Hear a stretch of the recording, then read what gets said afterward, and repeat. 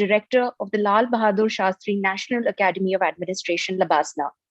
We all know what Spider-Man said: with great authority comes great responsibility.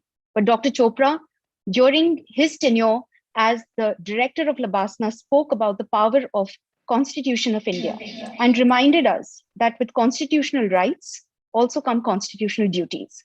A historian, public policy analyst, and primary patron and honorary consultant to a literary festival called the Valley of Words International Literary Festival held annually in Dehradun, he feels, and I quote, that our endeavor has been to encourage all forms of creative expression, whether it's from poetry to puppets, photography to philately, dance, theater, music.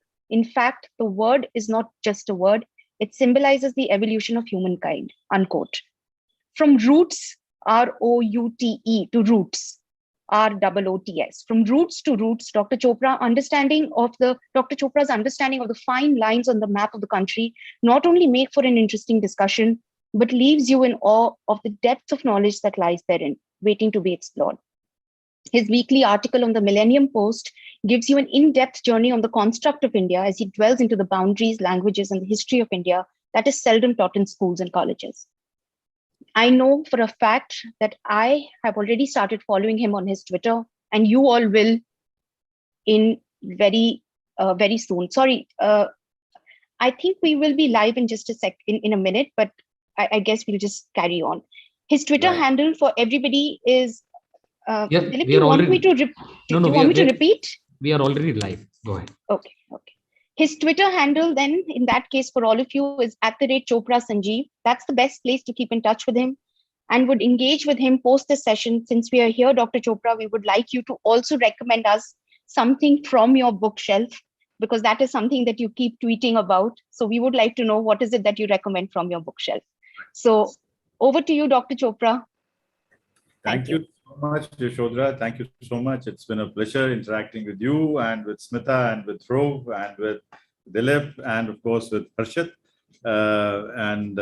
So wonderful to be here with all of you. I am speaking from Kapurthala, which is my native place. I'm sitting at the Office of the Deputy Commissioner in the center of the National Informatics Center here.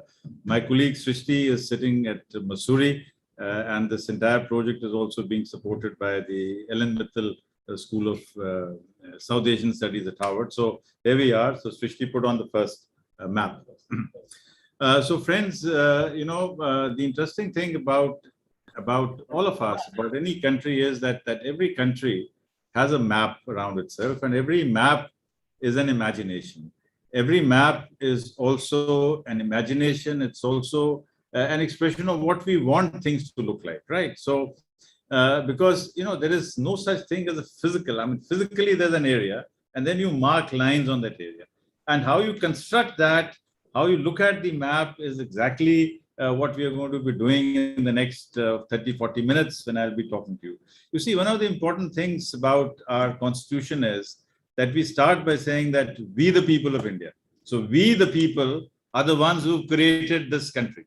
So this country was not created by somebody else. It's a country which we have created because we, the people, have created this country.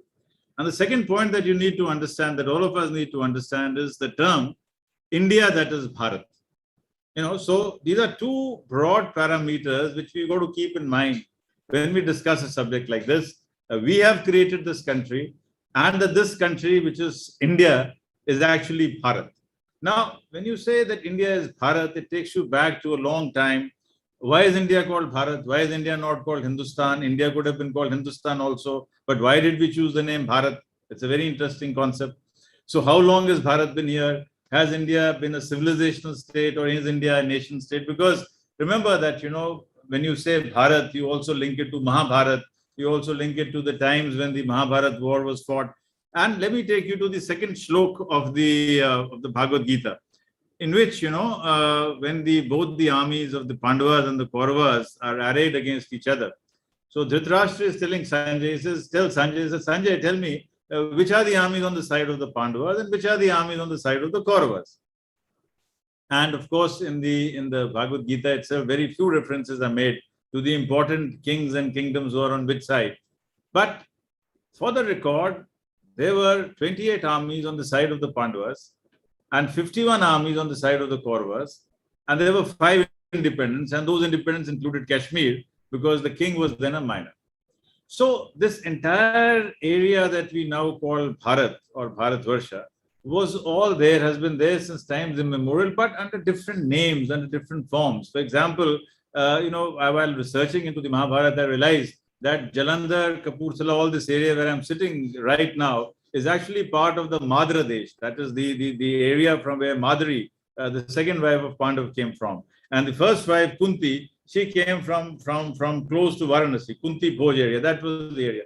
So, you had the Gandharas who were right up in Afghanistan, closer to Afghanistan. You had Malayas, which were right down up to the Kerala. So, almost the entire spectrum of the country was there. But then, of course, the country moved on into various directions, various dimensions.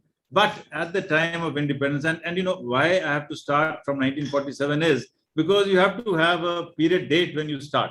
Otherwise, one can go into an infinite regress and one will never be able to capture anything. You see, stop it.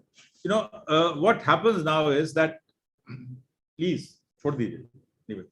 Now, you see, what happens is that in 1947, when the country got her freedom, got the transfer of power or got the partition, depending on how you want to look at the events of 15th August 1947, which again is, I'll just take 2 minutes here. You see, how you look at an event also depends on your perspective. For example, you can look at 15th August 1947 as freedom. You can look at 15th August, those of us who belong to Punjab and those of us who lived in Bengal, the experience of 15th August is one of partition. It is not one of freedom. It is one of partition because a lot of families were displaced. A lot of people had to move from the other side. Likewise in Punjab, Assam, and Bengal, this happened. A lot of people feel it was freedom. But if you look at it from a purely legal and from a purely juristic point of view, it was transfer of power because India did not win her. We did not get our freedom on the basis of a revolution. We got our freedom on the basis of the Indian Independence Act 1947, which was an act which was passed by the House of Commons and approved by the Queen of England at that point of time. But let's not get into that. What we are talking about here is that from 1947 to 2019, the map of India has changed over 100 times. And why that map of India has changed is because every community in this country, every ethnic group, every linguistic group in this country felt that it must get an area where it can assert its natural flow, where it can speak to itself, where it can speak for itself. And therefore, on the record, when India became free or independent in 1947, we had 9 provinces. We had only 9 provinces. So you had the Punjab, you had Bengal, you had the CP and Bihar. So you had 9 provinces. We had 7 groups of states. That is where the princely, states of the country, they were grouped together. For example, Patiala, Kapurthala, Faridkot, all these states of Himachal, they were all right up to Tehri Garhwal. They were all bracketed together as the Punjab states. Likewise, you had Travancore and Cochin, which was called the Travancore and Cochin States Union. So you had these groups of states, and these 7 groups of states had 562 rulers. So there were 562 small principalities, small or large principalities, and they had gun salutes ranging from 9 guns to very small states to 21 gun salutes, which were there for the 5 most important territories in the country, which included Jammu Kashmir, Hyderabad, Baroda, and Gwalior and Bhopal. So these were the 5 large states in the country which had 21 gun salutes. So 21 gun salutes is an honorary salute that used to be given to the ruler whenever he would come for coronation and for various other things. 101 guns were meant for His Royal Highness, His Royal Majesty, the King or the Queen of England. 31 was with the Viceroy, and then you had these gradations. Remember that the Rajas and Maharajas of India were always called His Highnesses. They were never called His Majesties, so there's a difference. And the Britishers have been very careful in using terms. So when you call somebody His Majesty or you call somebody His Highness, so these were ways in which the British kept everybody, contesting with each other and fighting with each other. Interestingly, amongst all these states, Hyderabad claims to be a notch above the rest because the title given to the Nizam of Hyderabad was His Exalted Highness. as against His Highness. So His Highness Jammu Kashmir was His Highness Jammu Kashmir. His Highness of Kapurthala was His Highness the Maharaja of Kapurthala. But His Highness in Nizam of Hyderabad was called His Exalted Highness. And therefore those in the Hyderabad chapter can claim to be a notch above those whose Rajas are only called His Highnesses. But to cut a long story short, there was first a debate on whether India should be called Bharat. And I also must tell you another thing. You see, the Britishers were very keen that we should call ourselves the Dominion of Hindustan and not the Dominion of India. Because if, as per the British plan of action, we would have been called the Dominion of Hindustan and Pakistan would have been the Dominion of Pakistan, then we would not have been the only successor state to British India. Then in that case, it would have been a house divided, that there used to be a British India, and now that British India is actually two. One is Hindustan and one is Pakistan. But Menon and Patel realized that this will be very dangerous for us. So we insisted that we shall call ourselves the Dominion of India and not the Dominion of Hindustan and Pakistan. And then we described India as Bharat, right? And not Hindustan. There are various reasons for that. We'll come to that later, but that's not part of my story today. So my part of the story today is that we decided to adopt a name for ourselves, and the long-term implications of this are the following. You see, if we had called ourselves the Dominion of Hindustan and the Dominion of Pakistan, then in Pondicherry and in Goa, where unfortunately the reasons for the separation, or Pakistan said that the reason for separation is that Hindus and Muslims can't live together. Then extending that logic, if there were 33% Muslims in Puducherry or Pondicherry, then even Pondicherry would have had to be divided 1/3. Everything would have had to be divided on the basis of that thing. So therefore, India took a very clear position on that. What happened then was that these 562 states were integrated into the country. There were two things. One was the instrument of accession, and the second was the instrument of merger. In the instrument of accession, you got only three, and that's where the whole Jammu Kashmir dispute starts from, because the instrument of accession said that only three areas of power or three areas of responsibility, which is defense, communication, and external affairs, would be with the government of India, and the rest would be totally autonomous within the state. Now, that was the instrument of accession. But immediately after that, there was the merger agreement. Now, as per the merger agreement, we said that, all right, Rajas and Maharajas, we're going to give you a certain privy purse, we'll give you a certain income, and we'll take over the entire state. So that's what happened between 1947 and 1950. And you can see the map. Can we move on, Srishti, now? You see, this, what you see today, the map that you have is the map of 1947. And here you see, and I want to see one more thing. Look at, just go down, Jammu Kashmir. Look at Jammu Kashmir. Now, it's a big area, very, very big area. And next to Jammu Kashmir, we don't have any demarcated territory. So this entire area, which is now a sky chain and beyond, on which a lot of fighting is taking place, it was undemarcated, because actually at that point of time, there was no demarcation on these things. Now I move on to the map of 1950. So when you come to the map of 1950, you find that we have divided India now into sets.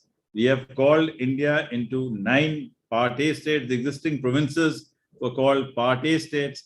And then we were able to merge all these princely kingdoms into groups of states, because we felt that it will be impossible to manage all these different countries. So, for example, taking the case of Punjab, because I'm sitting here right now.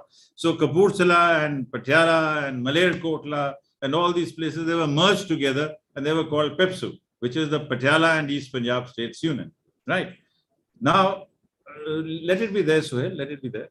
So we created these. We created a PEPSU, we created the Madhya Pradesh, we created the Rajasthan state. So we created 9 states by which we merged all these princely kingdoms, because it would not have been possible for us to deal with all of these, except for Jammu Kashmir and Hyderabad, because these were very large states, and it was decided that, all right, they can retain the territorial integrity.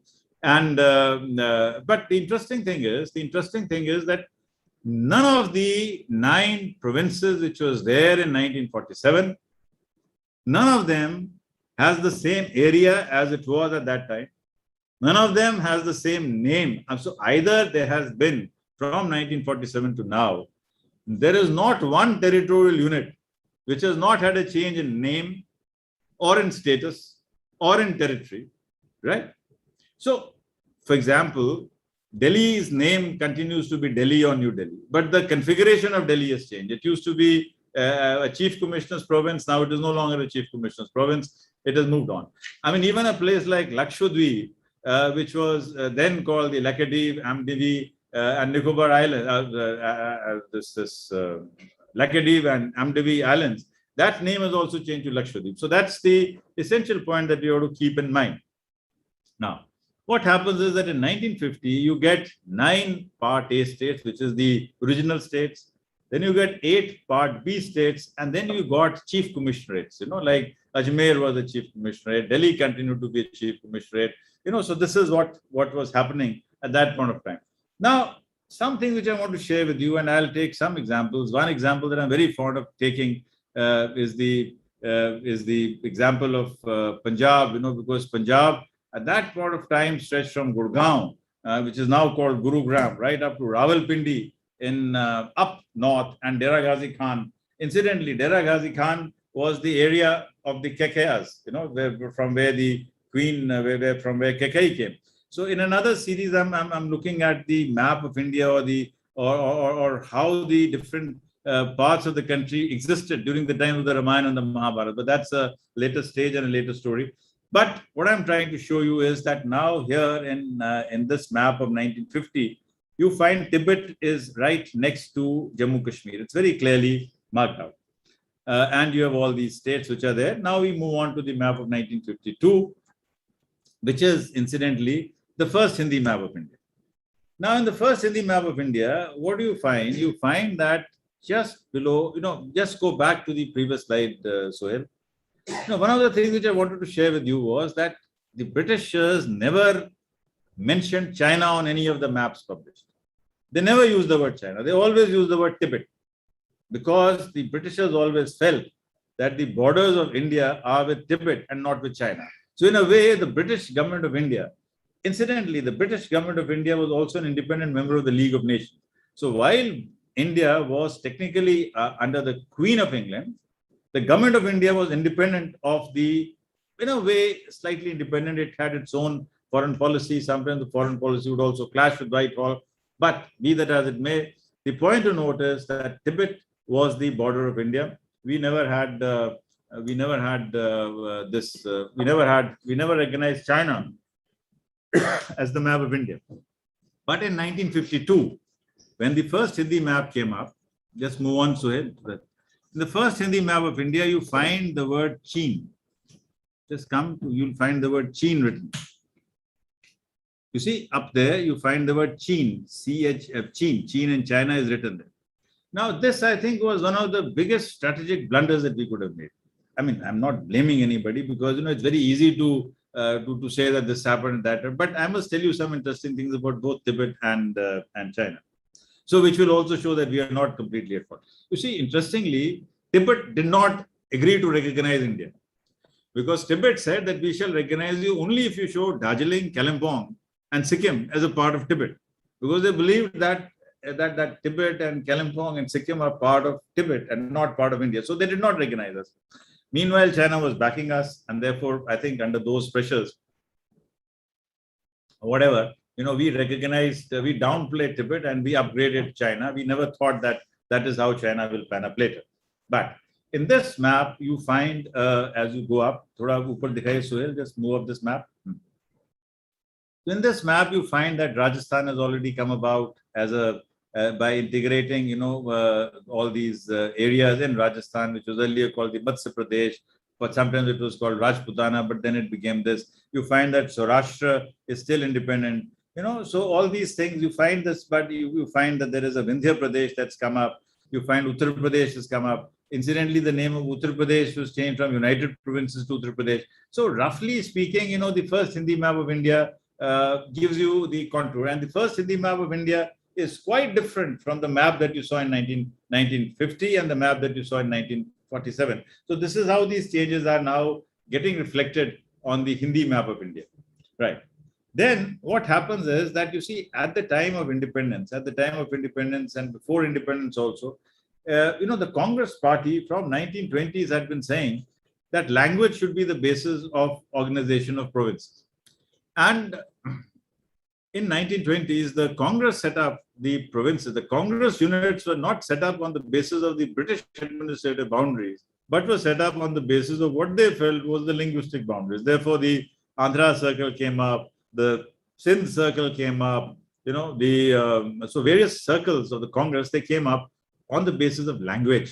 They did not come up on the basis of the territorial linguistic parts of the way British India was being made.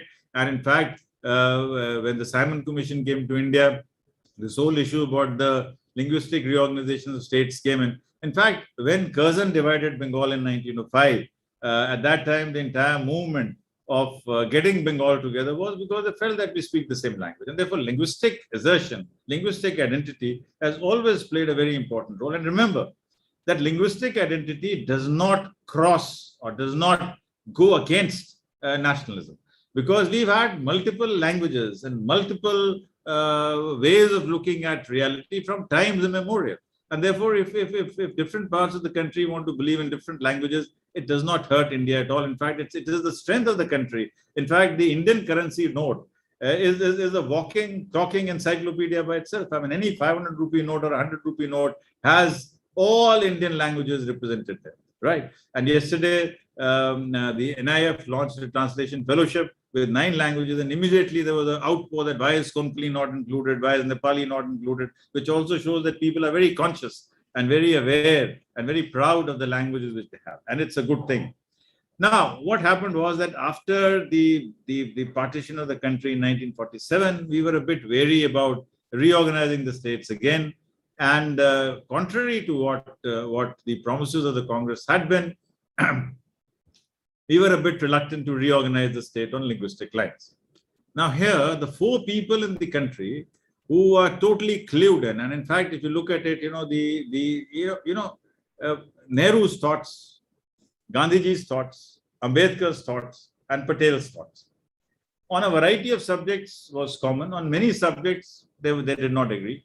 But one thing on which Nehru and Patel, who had all their differences, were clear about was they did not want a further linguistic reorganization of the country, because they felt that at this point of time, just after independence, the fissiporous tendencies are very strong, so we should not do it. But Ambedkar and Gandhi were very clear. They said, no, country has to be reorganized on linguistic lines, because the local work, the work in a democracy, I mean, if Punjab has to run, or Gujarat has to run, or Maharashtra has to run, it cannot be on the basis of English. It cannot also be on the basis of Hindi, because Hindi is the predominant language, but it is not the only language. And you cannot give a status higher to Hindi than to Punjabi or this or that or that. And this, in fact, is a very long debate. My friend Manu, who's sitting here, will recall that we had this discussion many years ago in Mumbai as well, but that's another story.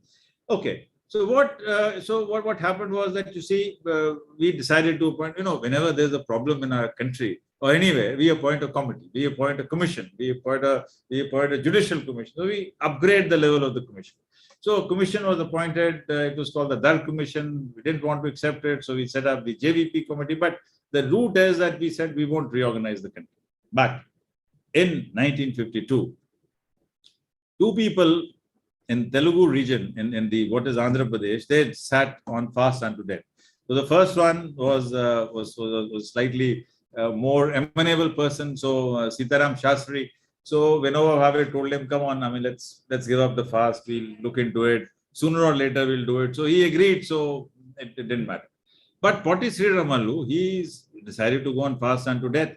And he died.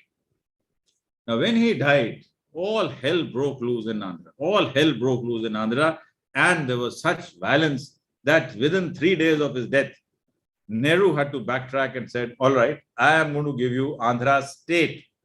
And I will also appoint a states reorganization commission. Now remember, the Andhra state is a precursor to Andhra Pradesh. So Andhra state, Andhra Pradesh, and then Andhra Pradesh and Telangana. So there have been 4 versions of that Telugu-speaking region as well in our country. So those from Hyderabad and Vijayawada and those chapters can actually start looking at how the Andhra state, Andhra Pradesh, and then Andhra Pradesh and Telangana were made. Now, once this states reorganization committee was appointed, it had three members. It had Justice Fazle Ali.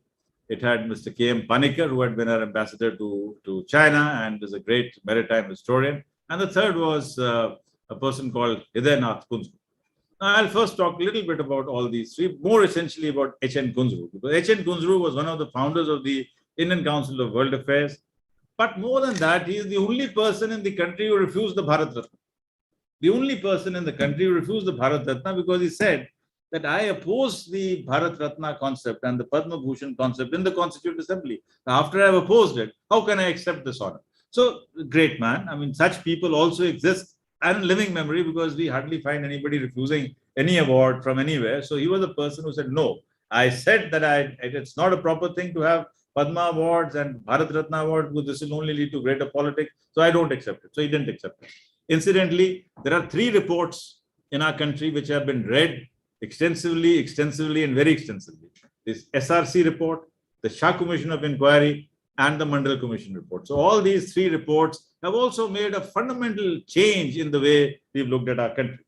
Now, very interestingly, because I think I'm running out of time also, but I'll tell you some very interesting stories. There's only one example in the country where two states wanted to merge.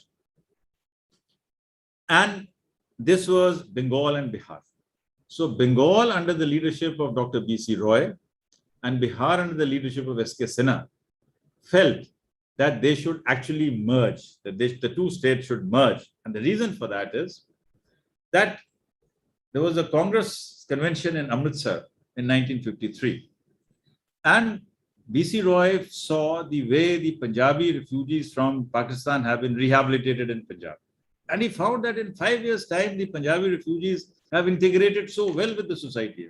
The refugee camps had been abolished, lands had been redistributed, those who were educated were given some jobs. And then he was analyzing and he found that, the reason why this rehabilitation has been very easy is because the Punjabis have come back to a land where the same language is spoken, where they can connect with their MLA, where they can connect with the local deputy commissioner because they're speaking the same language, they know the same thing. And, so it was, and a lot of people had moved out here. So the rehabilitation of Punjab is actually a great success story. Unfortunately, in our country, we do not recognize the success stories in our country. Rehabilitation of Punjabi refugees has been a great, great success story for India. On the contrary, in the case of Bengal, what happened was that because the flow was in a trickle, and Bengal was already very heavily populated at that point of time, so the Bengali refugees who came in from East Bengal, they were sent to Andaman and Nicobar Islands, they were sent to Dandakaranya, they were sent to UP, they were sent to MP. So what happened was that you had this 5, 6, 10,000 people being sent to different places where nobody knew their language. And where the political control of the areas where they went was different from them, and therefore they had no voice. For example, imagine 5,000 people coming in from Bengal and being settled in the Pilibhit district of UP. Now, who's bothered about it? I mean, they cannot go to the MLA, they cannot go to the deputy commissioner, they cannot go to, so they were feeling very lost.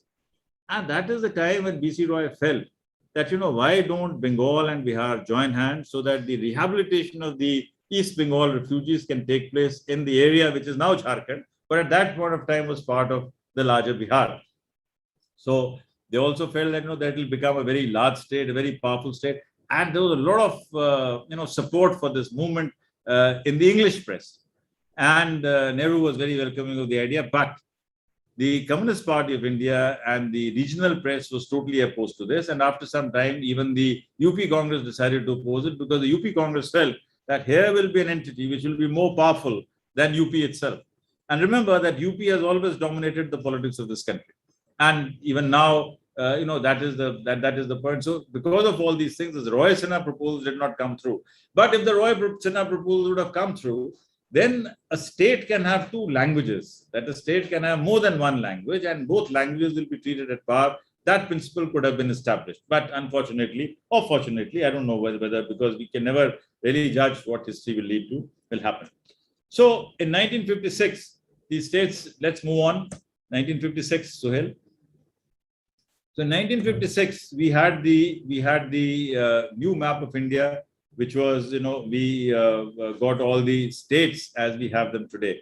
So, you see this map. Now, the important thing about the SRC was that all the four South Indian states, I mean, they all got their own states, except for Bombay state, which was called Bombay at that time, and Punjab.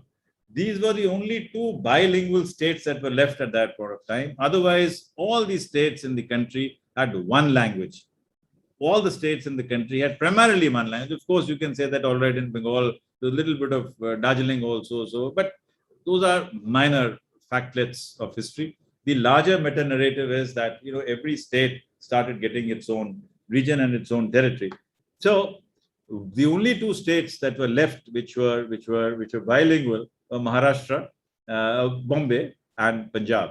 And this decision of the SRC was not accepted either in Punjab region or in the Bombay Maharashtra region, because Gujaratis wanted their own state and Marathas wanted their own state. I mean, their own language space. Here in Punjab, there was a big conflict between the Maha-Punjab movement, which was led by the Hindu Mahasabha and the RSS and the Hindi-speaking newspapers in Jalandhar, Veer Pratap, and Punjab Kesari, against the Punjabi Suba, which was led by Master Tara Singh and later Master Fateh Singh.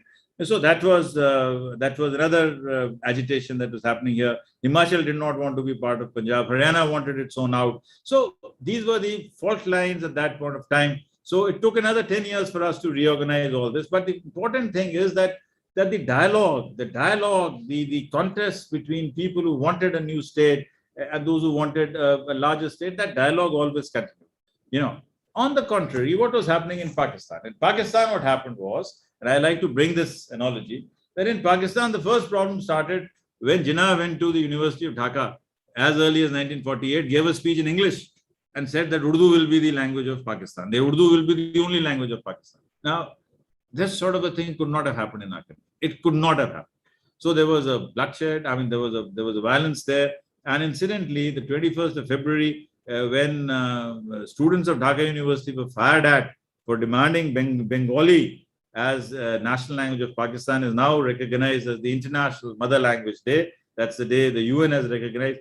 And Pakistan in 1956 said that the only way to bring parity between East Pakistan and West Pakistan was to have only two units. So they cut out all the states. So they merged Punjab and Sindh and NWFP and Balochistan and made it and called it one unit.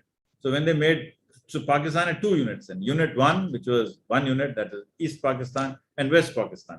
That was a way to cut down on Bengali nationalism and promote that thing. So what we realize is that when you try to cut down on ethnicity or language and say that ethnicity and language is opposed to the larger nation, then we are actually creating a problem for ourselves. The more accommodative we are, as long as the territorial boundaries are sacrosanct, we should be able to accept as many assertions as we can. In 1961, some very interesting things happened. I mean, 1961, just move on to 1961. You find these black tapes. These black tapes are there. All this is there. Black tapes on the map of India. Now, what happened was that in 1960-61, there were two, the French and the Portuguese. They had their enclaves in India. And and it's very interesting. You see, as far as the Daman and Diu is concerned, I mean, they liberated themselves by themselves in 1956. You remember the film Saath Hindustani? I don't know whether, you're all young Indians, so you will not remember it. Perhaps the elder generation of Indians might remember. There was a film called Saath Hindustani in which Amitabh Bachchan had made his first appearance. So in Saath Hindustani was all about the liberation of Goa. But in 1961, finally our forces marched in and we were able to liberate Goa. And by that time, the map of India had already been made. So they put a black tape. Earlier, it used to be written under Portuguese. So that black tape came in and we dismissed that. The next important feature on the country is, of course, in 1960, Gujarat and Maharashtra were made into two states. But I'm going to talk to you about Nagaland. Why I'm going to talk to you about Nagaland is because Nagaland is the making and unmaking of Assam. In 1963, we created the state of Nagaland, which had only 3.7 lakh people at that point of time. Very, very small state. But the fact is that the making of Nagaland by taking out some territory from Nefa and some territory from Assam meant that we are now willing to accept states not because they are just administratively and economically viable, but because they represent a particular ethos, and if people are happy to have a small state because it sort of meets their ethnic, linguistic requirements, and if they are happy to have a separate state on their own, financial viability will not be the basis on which a state will be determined. Because once you made Nagaland, you see, Nagaland was the seed, because once Nagaland was made, there is no way in which Mizoram would not have been made. Once Nagaland and Mizoram are made, there's no way in which Tripura and Manipur will also not become states, and so on and so forth. And so finally, this large area, which was earlier Assam, got broken up into several things. Incidentally, let me also say that Assam was never one big Assam. Assam initially was the Ahom kingdom, and many of these areas were added later on. So all these things got added much later. Dhruv, what do you suggest? I mean, sorry, Yashodhara, what do you suggest? I continue for another 10 minutes, or how do we go about it? So, no, to be honest, we've got a whole lot of questions also, Dr. Chopra. So, I think I leave that to you. It's very difficult in finding the talk interesting. So maybe if you could probably just look at 2019. Yeah, Dhruv, 2019, sir, the main one which you taught us. Okay, all right. I think that would be nice. Okay. So in so let me rush through it. So 1966, you got Punjab, Haryana, and Himachal, and the Union Territory of Himachal, and this one. It's also important to understand that Sikkim was made in 1975. Now, the point about Sikkim is that Sikkim had already become a Nepali majority state by 1947. Therefore, Sikkimese always wanted to be a part of India from 1947. It's not a case of, and that is where Sikkim and Bhutan and all these places are different. Sikkim's demographic transition had taken place. In Sikkim, the demographic transition had taken place till that time. Okay. So we'll cut out, so statehood of how Uttarakhand and this was made. So, and in fact, I must leave some things open, because otherwise you won't read my book when it comes out next year. So I'll leave all these things there. But the last major change that took place in India was in 2019. Let's move on, Suhail, to Ladakh as the crest of India. Now, you see, what happened was that, now look at the map of India. Now, Jammu Kashmir is not at the crest of India. At the crest of India is Ladakh. So Ladakh looks much bigger, and Jammu Kashmir has visually and metaphorically become smaller. Therefore, the large problem that you have, you see, when you look at a very large part, so earlier, till 2018, this whole area looked like Jammu Kashmir. So appeared to the whole world and to everybody that the whole of J&K is in turmoil. Now it appears that Ladakh is fine, comfortable. There's a very small area of Jammu Kashmir, which is not really the crest of India, which is a little bit of a problem. And remember also that Ladakh, incidentally, always wanted out from Jammu Kashmir. I'm doing a series on Kashmir, which I'll forward to the YI, and you can take a look at it. But the point to note here is that today we no longer say that Kashmir to Kanyakumari India is one. We can say Ladakh to Lakshadweep India is one, right? Because the top of the country is now Ladakh. Incidentally, the Ladakh Buddhist Association in 1948 had made a representation and said, why don't you create a trans-border Himalayan state? So they wanted that the area, if you notice Ladakh, then they wanted that, at that point of time, Lahaul Spiti, at that point of time, Lahaul Spiti was a part of Punjab. So they wanted Ladakh, Lahaul Spiti, Tehri Garhwal, which is now part of UP. They thought that if we can have this entire area as a strong Himalayan border state, then this will be a good buffer to Tibet. And it will be integrated because, in terms of ethnicity and in terms of religious belief also, you find that there's a lot of Buddhist influence in this area. So the entire Leh, Lahaul Spiti, this area, it moves from a terrain of Buddhist Bhakti tradition, of a Buddhist tradition, followed by the Devi tradition. So this is the important point. One more thing which I wanted to share with you is that the making of Telangana in 2014 meant that this entire logic that other than Hindi, all other states will have only one language, that is that Telugu can have only one state or Bangla can have only one state, that is gone. Therefore, now the floodgates to having a Maharashtra and a Vidarbha, to having a North Bengal, two Bangla-speaking Bengals, where the state is very, very large. Of course, Punjab is small and Gujarat is small, and so these are smaller states. But the possibility of making two states from within the same language group, that is also opened up. So with these few words, let me thank you. I also need a glass of water because I've gone on and on and on. I'm open to questions now, till as long as you want. Thank you very much. Thank you so much, Dr. Chopra. I think you've opened a Pandora's box for all of us because we've got a whole lot of questions. But before we actually come forth, we've got two young students. The whole conversation today is about the students here. And I'd request Tanishka Goyal, who's joined us. She's a young Yuva student. Sorry.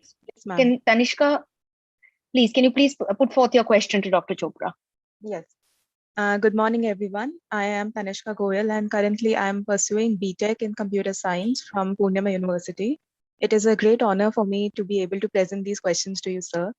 Sir, I have personally dreaded social science as a subject in my school, but I personally love geography a lot, and I would have taken it up if I wasn't interested in computer science already.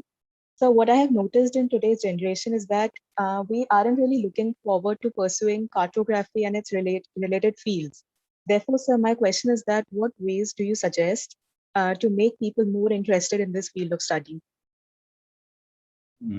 I think the more you study a subject, the more interested you get. And you see, what happens is that cartography, geography, literature, history, these all become important when you have a postmodern society. You see, till such time as society is bothered about bread and butter, these are not bread and butter issues. These are issues beyond bread and butter. These whole things, they become more important as you become economically more secure. And history as a subject, geography as a subject are always ignored. Because, as we've seen in the case of, as has been coming out, we've been so obsessed with jobs. We've been so obsessed with livelihoods, that these are areas which are beyond that. Now, frankly, I've also got interested in this closer to my retirement because I've had a very successful innings in a conventional sense. Now that I have the time and the energy, I'm getting into this. So a lot of this will start happening once the next generation is secure in their jobs. These are matters of interest. These are matters of passion. I don't think one can make a professional career out of it. These are things, and poetry, for example, or literature, for example, you can't make a career out of it. You can't earn money out of it. But these are things which you will do. And these days, all of you young people will work till about 35, 40, make enough money, and then start working on some of these things. So that's what I would think. It's certainly not something which can give you a livelihood. It's a passion that you love doing. It's like poetry. Right. Thank you. Thank you, Tanishka. Thank you, Doctor. We also have with us Dhruv Seth, who needs no introduction as far as, you're concerned. Dhruv, over to you. I believe you had some sort of questions for Dr. Chopra. Sir, I did have that question, in fact, with regard to the UP that you touched upon, in terms of being a state which is so powerful, contributing approximately 25% of the MPs of India now. And as we grow in population, probably that will further expand. So the division of the states, how do you see that going ahead in terms of that? You see, the big challenge will come to us. A decision about UP will have to be taken before 2026. You see, when the family planning program started in the country, that time itself the issue came up. The southern states said that, if we start family planning and those states which are successful, they will lose out on the demographic principle because the more numbers you are, the more MPs you will get. So as things stand today, if the delimitation exercise is done on the basis of population, then in 2026, UP will get 150 odd MPs, out of the 800 MPs. So this 1/4 will become about one, between one. So there's a lot of resentment about that. In fact, so what happened was that in 1976, it was decided that for 25 years, we shall postpone the delimitation. So in 2021, it was postponed. Now it's going to be 2026. So by 2026, either the simpler option is to postpone it by another 25 years, right? So that the Yuvas and the young Indians, they'll have this problem when they, when they grow up. But if delimitation happens on the basis of current demographic, then the South will really, really, really protest. Why South? In Punjab will lose out on seats. Bengal will lose. So all states which have had a stabilization of population will have fewer MPs. So in other words, we are rewarding states which have not been able to handle, their population well. But before that, I have a very strong feeling, and I'm actually, I have gone on record and suggested that UP actually should be reorganized. I don't use the word broken up because that's a harsh word to use. We should say that UP should be reorganized into at least 3 or 4 states, if not more. My idea is that you see the area around Meerut and all this NCR. The NCR should be part of the larger Delhi territory, And the New Delhi area should be actually the only area which should be under the government of India. And the rest could be part of the Delhi region, which could then become the NCR region, the magnet of growth, and then of course you have the Purvanchal and you have the Awadh. So this was the traditional boundary. So that is a challenge, and let's see what happens. I hope that UP does get reorganized, because frankly, having been in the government for about 36 years, I feel that that ideally a population of about 3 to 5 crores is an ideal size. 3 to 5 crores is an ideal size for a state. Maybe 7 crores, but not beyond that. And districts also about 25 to 30. Because beyond UP, I mean the CM doesn't even know who the DMs are, right? And so it's a very so if you're on the borders of UP, you're really ignored. So that way, I think it'll be better if UP gets reorganized. Sure. Thank you. Dr. Chopra, we also have Harshit Gupta with us, again, somebody who needs no introduction for you. Harshit, over to you for your question. Thank you so much, Yashodhara. A very basic question. I think it's something that comes out of what Dhruv just mentioned, Dr. Chopra. When you look into reorganization of state, new leadership pops up. Specifically, when I'm referring to Uttarakhand, maybe, or even Telangana for that matter, the crux and the crest of that particular state remains in one part, whereas the new part, you can say there are opportunists now. So when you look at reorganization, what do you think as a leadership, and because we've got young Indians over there, what do you think as a leadership role, what kind of opportunity for a new smaller state open up with the leadership now in another part of the country? It's very important, Harshit, and I'm glad that you raised this question.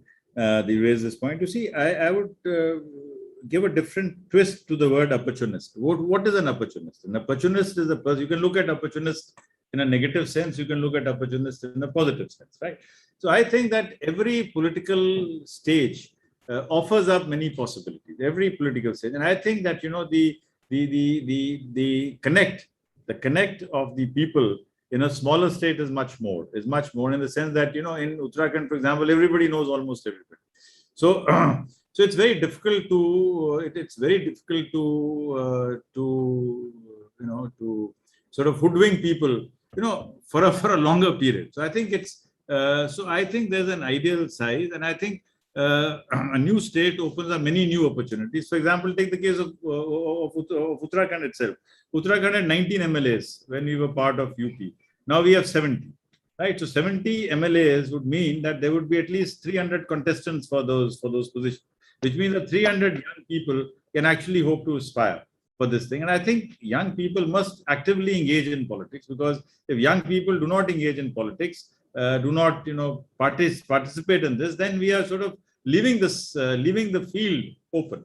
So I think now is the time when people will be able to. I think there's going to be a change. There's going to be a churn in the politics of the country in the next 10, 15 years, because for the first time there'll be people who would have made their money before they joined politics. You see, so far people have been joining politics to make money. Now, 10, 15 years down the line, I mean, people like you, other startup people, I mean, you could have made enough money by 35, 40 and then join politics to transform the way politics happens. As long as politics happens the way it is happening today, when you're looking at politics as a means of resource extraction, rather than as a means of contributing to society, this dilemma will not be resolved. So I look forward to Harshad and to Bajorias and to all the young people joining politics and putting their money into politics rather than taking money out of politics. So let's change the transformation there. No, I think that's a good segue to our next question, which is going to be from Vaishali Jain, Dr. Chopra. Again, a young Yuva student. Vaishali, please do keep your question very brief, as you are very short on time. Yes. Hello, everyone. My name is Vaishali Jain. I'm from Jodhpur, and currently I'm pursuing my BTech in civil engineering from Purnima University, Jaipur. Sir, I'm very privileged that I have got chance to put my question in front of you. So my question is, as you were the former director of Labasna, so what do you think that a thing is taught in Labasna that is very different, that can help the young India to their destination journey? You see, again, thank you for your question. You see, what happens is that you must understand that people who come to the LBS-NAA have already been selected by the UPSC. So insofar as their intelligence is concerned, insofar as their ability to work hard is concerned, insofar as their ability to read and write and communicate is concerned, there are no questions because they've already been selected. Now, what are the skills that we can teach them? The skills that we can teach them and the skills that I think are very important are three very important skills. One is the ability to work in teams. Because remember, in life, you never get to choose your own team. You don't even get to choose your family. I mean, you're just born, right? So you're just born. So you don't get to choose the people you're going to work with. And especially in the IAS and the IPS and the various services, you're never going to choose your team. You don't even know where you're going to go. Let me tell you, in fact, in the morning, Sanjeev, who heads the NIC here, was asking where all I've been posted. And believe you me, when I got my posting orders to Purulia in Bengal, I didn't know that there's a place called Purulia, right? I didn't know there's a place called Kalimpong. I didn't know there's a place called Khatal, right? In fact, when Rashmi used to, my fiancée, at that time, when she tried to book a call to Kalimpong, they said, international call hai kya? Because, they didn't know that Kalimpong is a part of India. So when you go to a place, you meet new people and you have to adjust to them and they have to adjust to you. So the first skill is the ability to work with anybody and everybody. That's the first skill. The second skill that we try to incorporate in them is the ability to listen. Because when you listen, you absorb, and to be an active listener. Because half the time, you cannot solve problems. But when you have listened, you have given some kind of redress to the person who is talking to you, right? And the third very important thing is the ability to communicate in a manner which is non-adversarial. Non-adversarial means that I cannot do your work. But rather than say that I cannot do your work, I have to put it across in a manner that you don't feel hurt. For example, there's a legal contract that was being written the other day. It said, that, I do my literature in which they were saying that, and you shall be prohibited from doing this. So I changed that to say, you are allowed to do this. So, so rather than say this or that, I'll give you a very interesting example. Now, what is the best non-adversarial communication that I've made? And both the girls will be very happy about this. You see, my officer trainee from Pantnagar wrote to me that everything is fine, but the curfew timings for girls in the Pantnagar hostel is 6 p.m., whereas boys can come until about 10 p.m., right? So that was a letter which he sent to me. So first I thought, I should get very angry and write to the vice chancellor, what is this? Why can't you do this? But then I thought, let me write a letter which would convey my point without hurting him. So I wrote to him, I saying, dear so-and-so, so-and-so, I'm delighted that you are taking very good care of the girls, but I'm rather surprised that you're not taking care of the security of boys. They are more vulnerable because they're the ones who are, likely to be driving motorcycles, likely to be junking. So I would suggest that you should give the same amount of attention to the male students on your campus. And I suggest that they should also be back by 6 p.m. because they are more vulnerable than girls. That did it. Right. So the VC was not offended. The girls' curfew timing was lifted, which is what was required. I didn't want the boys to be shut up by 6 o'clock. I wanted the girls to go out. So you have to find an art of non-adversarial communication, especially with politicians. So you can't say no, or you can't say yes either. So you have to say that, yes, we are trying very hard. Next time they ask you, you say that we are trying even harder. So I think those have been some great points that you've told, not only for Vaishali, but I think for all of us, Dr. Chopra. Work with whoever. So learn to work with a team that you've not bought into, learn to listen, and most importantly, non-confrontational, non-adversarial communication. This, along with the fact that your entire journey that you walked us through the maps of India, I think just goes on to show that there's a lot of homework as young Indians that we've got to do to ensure that the Yuva of our nation is integrated with not only the reality that lies today, but the journey of that reality that has happened through the last many, many decades. I'd like to take this opportunity on behalf of the entire YI fraternity to thank you profusely, but to also let you know to block your calendar because we will be wanting to see a lot of you in the future and a lot of conversation will be delved through your corridors, sir. So thank you so much for your time. Really, truly appreciate it. Thank you. Thank you very much. It was a pleasure to interact with all of you. May God bless you. Jai Hind. Jai Hind.